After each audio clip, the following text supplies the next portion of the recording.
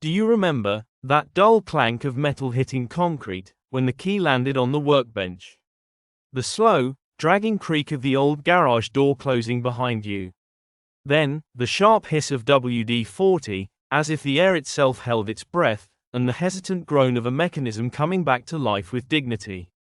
Can you smell it? Cold concrete, harsh motor oil, the faint trace of gasoline, the very scent of anticipation. Your fingers, gentle yet calloused, reach for a screwdriver. Your eyes fall on it, a dusty toaster, a worn-out vacuum cleaner. This isn't trash. It's a challenge. You remember that. If you grew up in those years, it's not history. It's memory. From the intimate whisper of the garage, from the chill of its concrete floor, we rise higher, looking out over the space that was every craftsman's sanctuary, the backyard. It was often more than just a patch of land behind the house. It was a living museum, a vault of priceless treasures. Do you remember how it looked? Sometimes it felt like an installation, rusty old bicycles waiting for resurrection, piles of wooden planks ready for new life, even a worn-out washing machine that was never thrown away, kept just in case. For some, it was chaos. But for you, for us, it was a promise. A promise that nothing would be wasted, that everything deserved a second chance. In your world, there was no place for mindless consumption. Not because you couldn't afford something new, but because you didn't want to throw things away. It felt disrespectful to the object, to the work behind it, to yourself. And tools, you never discarded them. They were like living beings, passed down from generation to generation. Do you remember the weight of that hammer in your hand? Its handle polished by decades of touch. Or that wrench, its curves fitting perfectly into the hand of your grandfather. Every scratch, every worn mark wasn't damage, it was history. A story of victories over stubborn metal, of engines brought back to life, of mechanisms reborn. These tools didn't just sit in a drawer. They waited, they were part of the family. Wooden toolboxes, often homemade, smelling of sawdust, oil, and old timber, were like treasure chests. Opening them wasn't just about pulling out a screwdriver, it was touching an entire era. The garage or shed walls, covered with saws, levels, and wrenches of every size, were a gallery where each piece told of hundreds of hours of labor, patience, and skill. Do you remember how the light from the window fell across them, making them glimmer faintly, as if they were breathing? These weren't disposable things. They were built to last. They were valued. They were treated as extensions of your hand, your mind, your will. They didn't just help you, they were your allies in the battle against impermanence.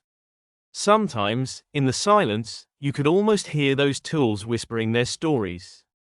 Stories of bringing a frozen car engine back to life on a winter morning, or saving a family dinner by fixing a broken oven. They weren't just equipment, they were artifacts of real life. Witnesses of your victories, your failures, your perseverance. They knew the secrets of every bolt and screw, because they themselves were part of a world where everything could be taken apart and built again. But now, when you look back, what do you see? Where did those calloused hands go, the ones that knew every part by heart? Where are those workbenches, soaked in history, sweat, and the smell of machine oil? You walk into modern garages, clean, empty, echoing. There is no smell of anticipation, no whisper of tools. No feeling that any breakdown is just a temporary obstacle, not a reason to buy something new. We haven't just lost the skill of working with our hands. We've lost an entire dimension of life, a world where objects had souls, and work carried honor. Now it feels almost alien. If you grew up in those years, this isn't history.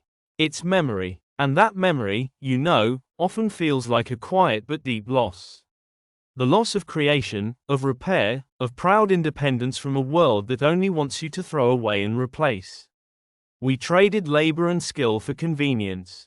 But at what cost? From the cool, oil-scented garage, where men ruled with their heavy tools, we moved gently into the very heart of the home, its warmth and comfort. Here, on the kitchen table, under the soft glow of a living room lamp, or sometimes just on one's lap, unfolded battles of a different kind. The fight to save what was broken. If the garage echoed with the clank of metal, here it was the soft rustle of fabric, the gentle tap of a needle, the faint creak of wood under skillful hands. Repairing things was not just a man's work. It was a shared duty, a spirit of care and thrift that filled every corner of daily life. Do you remember that familiar scene? A grandmother, or mother, leaning over her sewing basket. Inside was a whole arsenal. Spools of thread in every color of the rainbow, a set of needles, small but sharp scissors shining from constant use, and of course, the darning mushroom. Wooden, smooth from touch, sometimes carrying faint scratches that told the story of hundreds of socks saved. She would take a sock in her hands. Not a new one, no.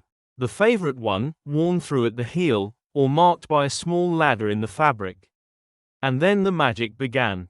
Slow, methodical movements of the needle, weaving threads into new cloth before your very eyes, resurrecting what was worn out.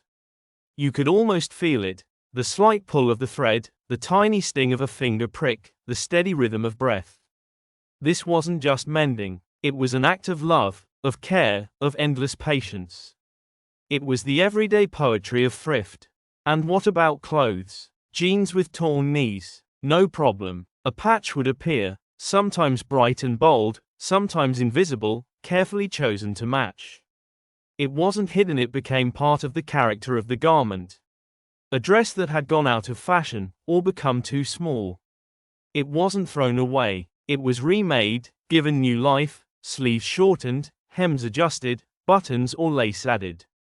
This was creativity, ingenuity, born not only from necessity but from respect for the things that surrounded you.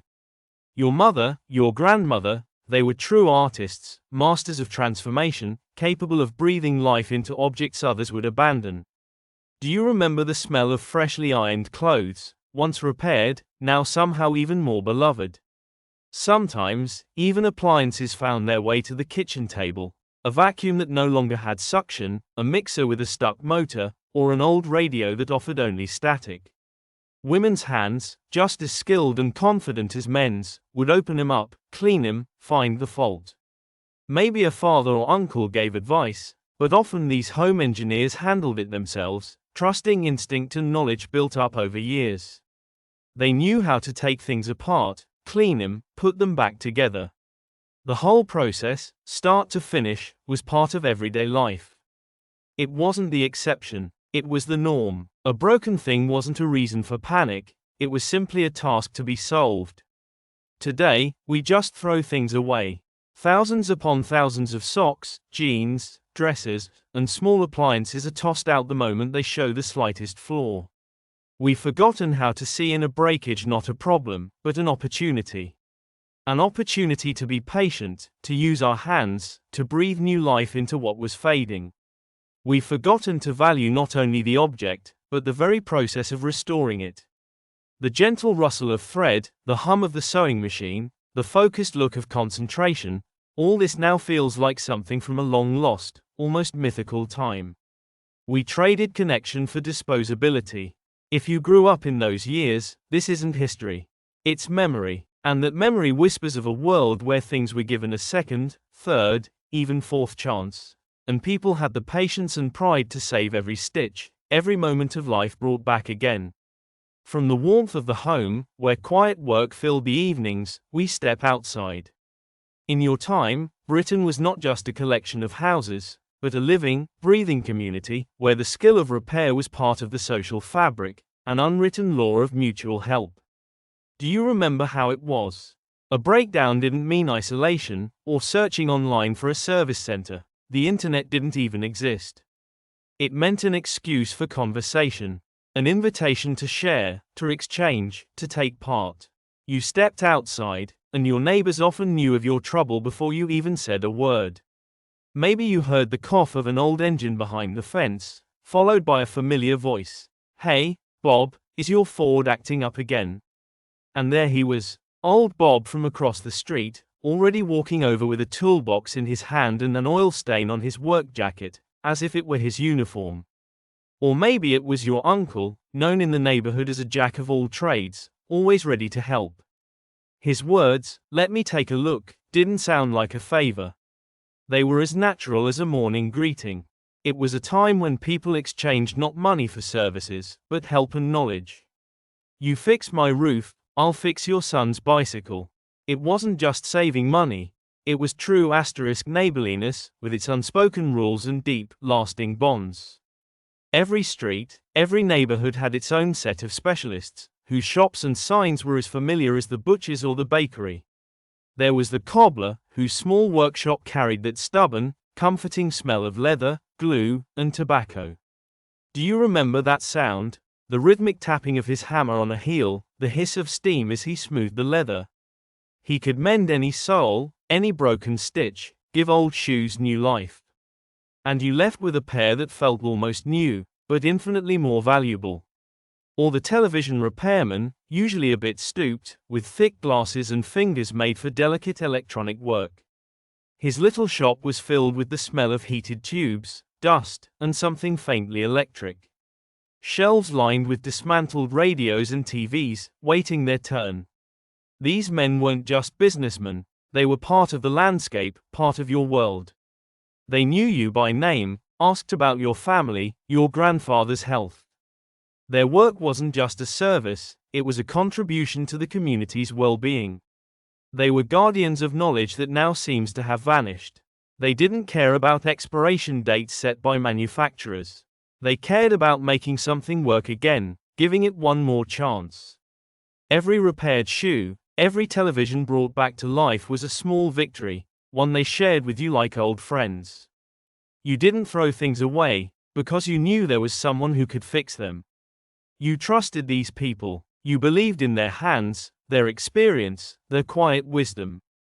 And now, you face an impersonal world.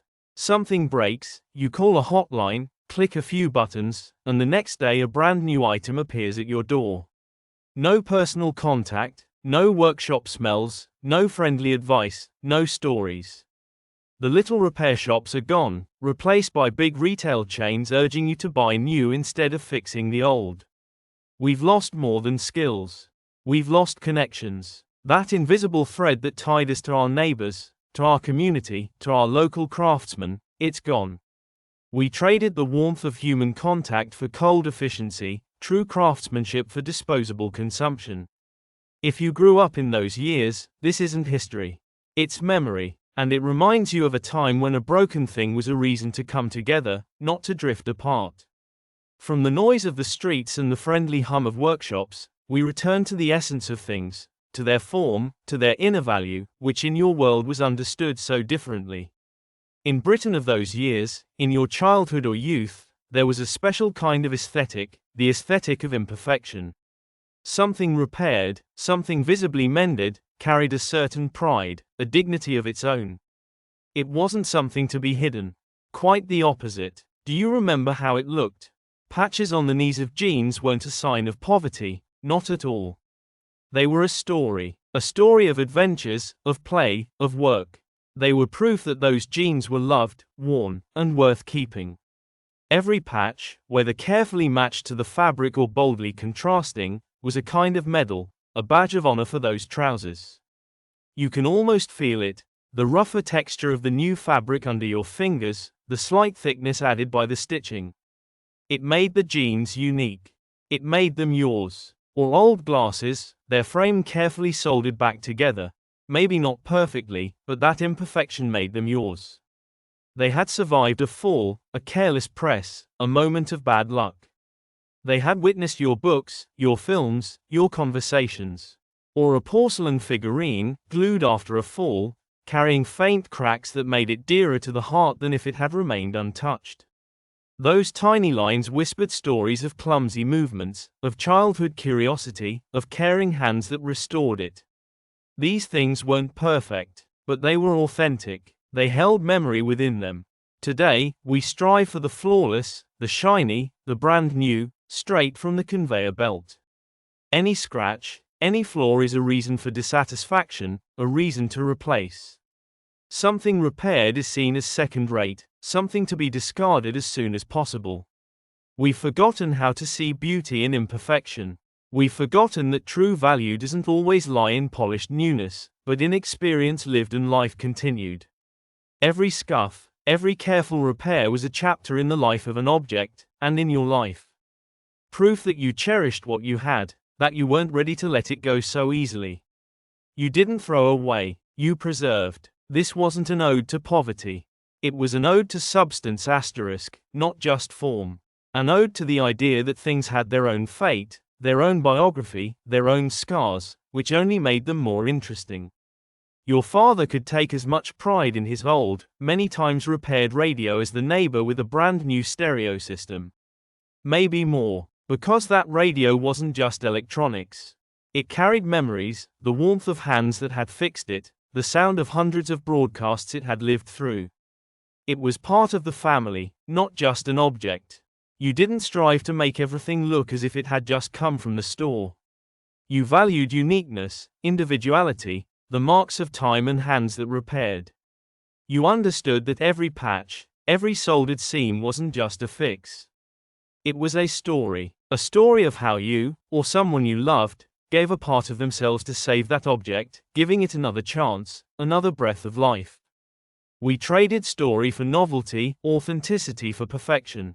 We forgot how to see beauty in wear, in age, in the long, lived-in life of things. If you grew up in those years, this isn't history.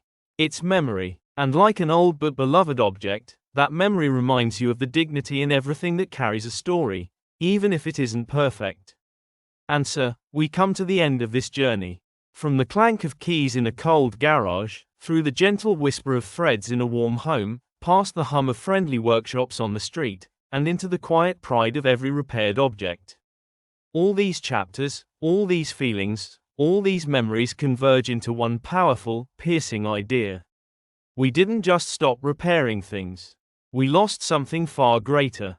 You look back at these scenes, and they fade like mist, leaving only an echo behind. Where did that patience go? That incredible, almost meditative ability to focus on a broken detail, bringing it back to life step by step. Do you remember how every small thing mattered, how time seemed to slow when your hands were at work? Where did that respect for the process vanish? Respect for the labor itself, for the skill of your hands, for the calluses and the ingrained dirt that were marks of honest work. We no longer feel the pride of fixing something ourselves asterisk, of breathing life back into what seemed beyond saving. We lost that intuitive understanding of how things worked. Once, anyone could more or less imagine how a radio or a bicycle functioned, how a mechanism moved. Now, most of our devices are black boxes, magical little cubes that, once broken, are tossed away without a second thought.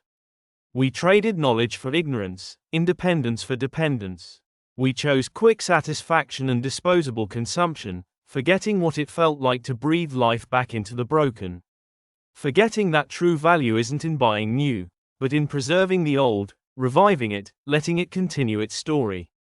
There was deep, quiet satisfaction in that, something we miss so badly now. It wasn't just a time when we repaired objects. It was a time when we repaired ourselves, our souls, our relationship with the world. A time when we valued what we had, when we knew that real worth lay not in a glossy surface, but in endurance, in the journey, in the ability to remain useful no matter what. Every patch, every stitched seam carried a story we weren't ashamed to show. It was a world built on resilience, on ingenuity, on thrift. A world where every object had a soul, and people knew how to hear it, how to heal it. A world where a break wasn't the end, it was just the start of a new chapter.